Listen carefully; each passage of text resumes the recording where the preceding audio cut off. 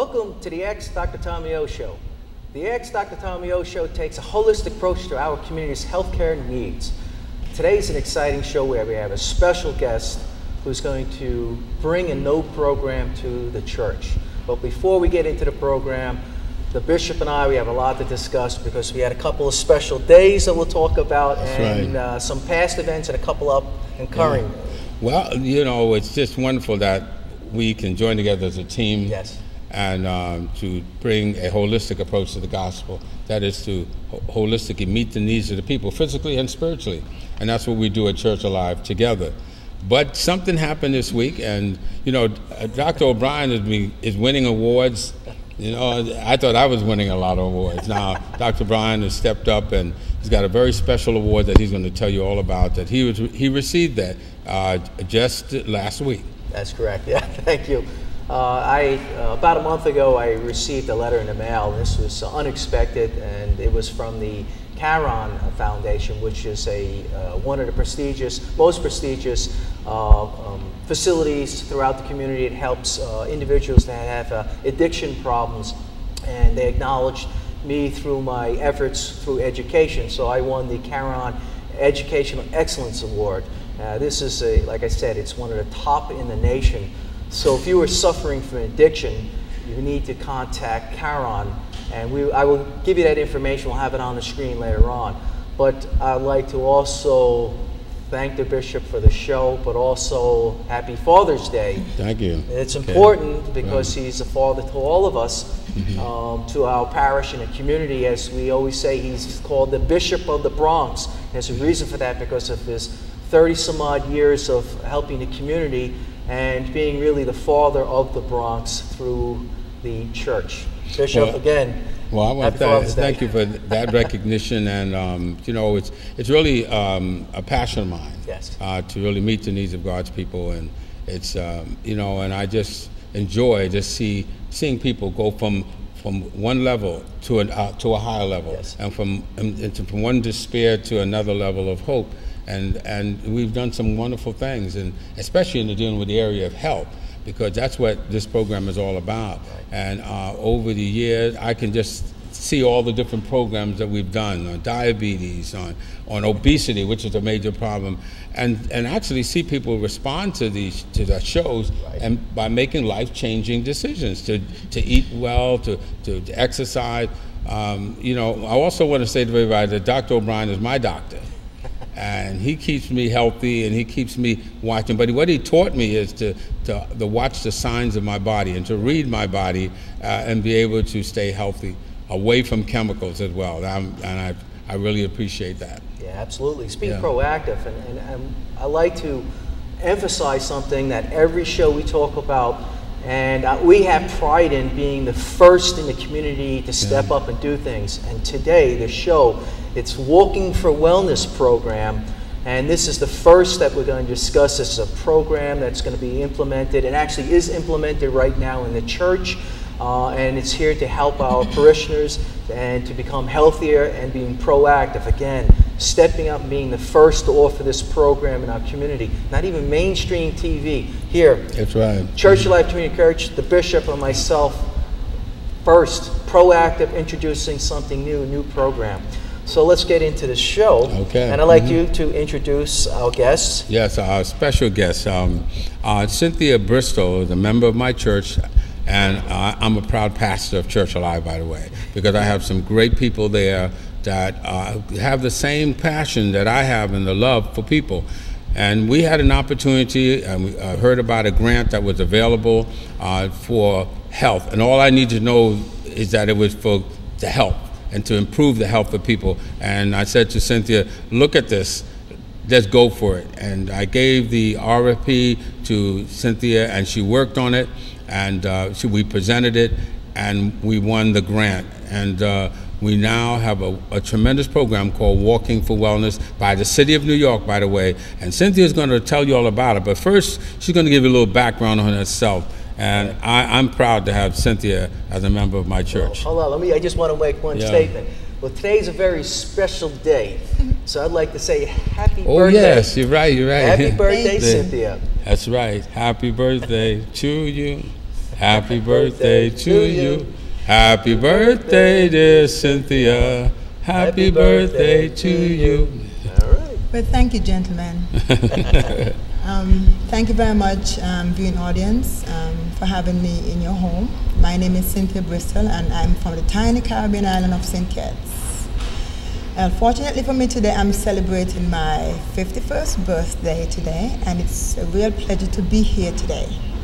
Today we're going to be talking about the Walkers for Wellness program, but first I have to introduce myself and tell you who I am and a little bit about my background.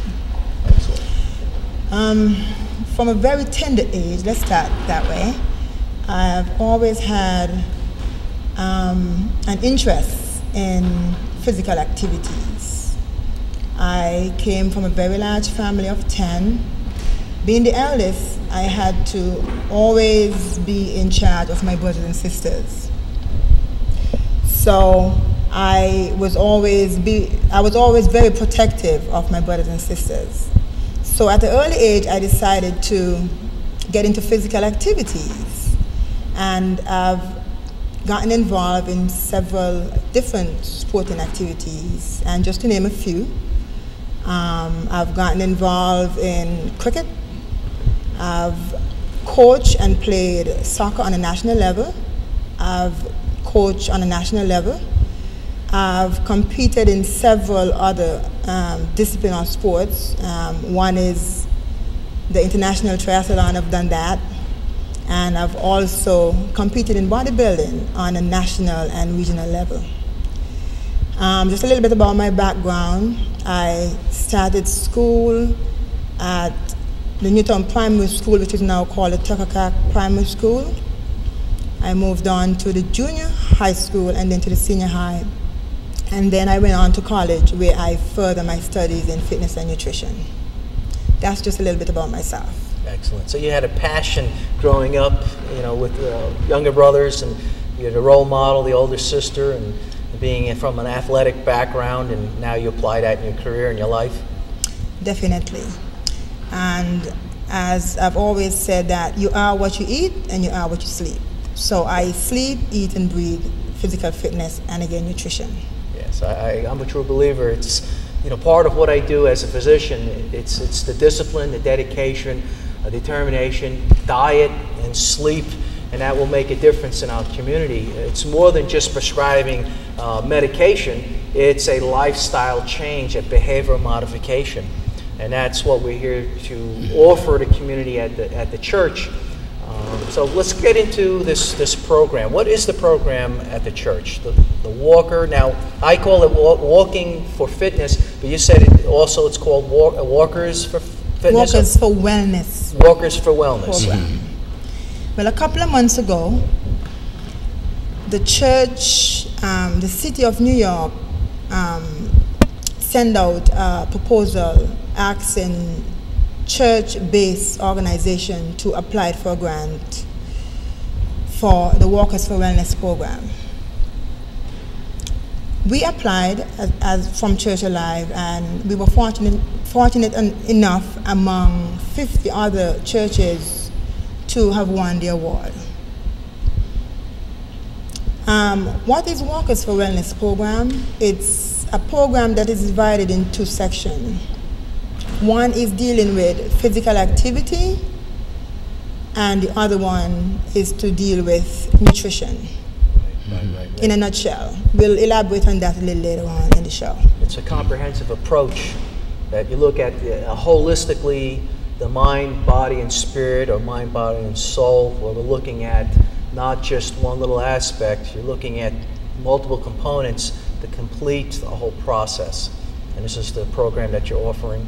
Yeah, and many times, we, especially for our seniors, they don't walk enough. Right. And so we engage them now with the Walking for Wellness to get out and walk. Right. And be able to exercise and to get their bodies circulating. And the response by the seniors has been good. They're excited. They're looking forward to for getting out there and walking. There's a whole way of doing it, because they have a champion, a team leader, and that's what Cynthia is, and she's going to tell you a little bit how that works. Basically, a person who was chosen as a champion or a leader of the group, and that person is responsible for attending championship meeting, which is being held quarterly. Every 3 months you attend the meeting, and you are responsible for collecting all the signatures of the persons or people who participate in the walk. My job is to also we're given out T-shirts and meters to participate in the walk. We register your walk, the amount of miles you take, and the steps you take in the walk. Right. That's just some of what we do. That's the first part of it. That's the first part of the walk. Now the food, how it's called, the physical part. That's one. Now we're talking about the eating, the nutrition. The city of New York set guidelines for the church to follow, and some of the guidelines are we are to serve certain foods, like for example, you are to serve 1 starch per serving along with your protein, which is whatever meat kind you would eat, and your salad, of course, or your veggies. They also set guidelines for your beverage, and the beverage that you should be serving in your church should not consist or contain more than 25 calories. And we chose water because we thought that water is the foundation of life. So we chose water, which we thought which was the way to go. Right. One of the things that I understand is that the participants have to get medical permission. Is that correct? Yes. One of the criteria for the walk is that each person who participates in the walk must be given a medical clearance by the doctor.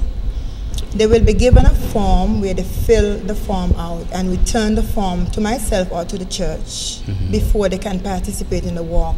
And that is to make sure, to be certain that whoever is participating in the walk is able and physically fit enough to take the walk, so that we don't want to have any surprises. So, you know, that's the way it's done. Yes. Absolutely. I just want to focus, and you mentioned, Bishop, a point about the seniors, and I agree. I just wanted to go over just a quick overview.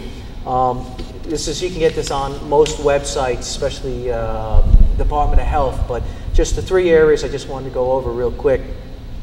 Exercise, we're talking about senior exercise overview. Exercise is safe. However, from my perspective, before you start any exercise program, you must have a comprehensive history and physical to make sure you're medically cleared, as you just stated. Right. Because, like I just said, it is safe, but we want to make sure we reduce risk factors. We don't want to have any complications during the exercise itself. Second, lack of exercise increases the risk of disease. Third, lack of exercise causes seniors to lose ground in 4 areas such as strength, balance, flexibility, and endurance, which are all important for staying healthy and independent. Part of growing old, I mean, our entire life we have wellness, we have balance, and independence.